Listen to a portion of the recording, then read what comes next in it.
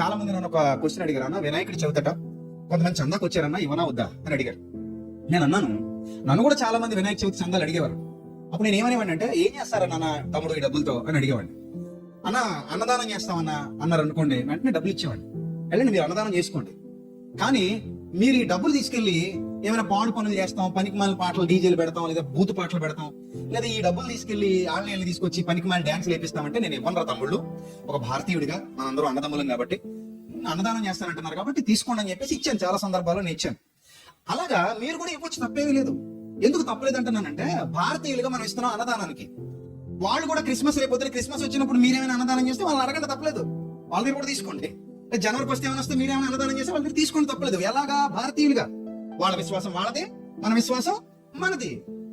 అంతే. వాళ్ళ విశ్వాసాన్ని మనం డివైడ్ చేయట్లేదు, మన విశ్వాసాన్ని వాళ్ళు ఏమనడానికి వీలు లేదు. We are all Indians. నీ విశ్వాసాన్ని నేను గౌరవిస్తున్నాను. నా దగ్గరకు వచ్చి అన్న నేను ఇలా అన్నదానం చేస్తున్నానన్నా, నాకు డబ్బులు ఇస్తావా అని అడిగితే ఇచ్చాను. దాంతో 10 మంది పేదోళ్ళు అన్నం తింటారన్న ఆలోచన అంతే. ఏదో మంచి జరుగుతుంది కదా అన్నది అంతే. నీ విశ్వాసంతో నాకు సంబంధం లేదు, నా విశ్వాసంతో నీకు సంబంధం లేదు. నేను న్యూ ఇయర్ చేస్తున్నాను, లేదా క్రిస్మస్ చేశాను, ఎక్కడైతే కార్యక్రమం పెట్టాను, అక్కడ నేను కూడా 10 మంది భోజనాలు పెడదాం అనుకుంటున్నాను. నేను ఒక వేరే విశ్వాసానికి చెందిన వ్యక్తిగా అన్నా నేను కూడా వస్తాను, అక్కడ బియ్యం ఇస్తాను, లేకపోతే ఇంకో కార్యక్రమానికి ఏదో హెల్ప్ చేస్తానంటే చెయ్యి, తప్పేమీ లేదు. ఆ మానవత్వం ప్రతి మనిషిలో ఉండాలి.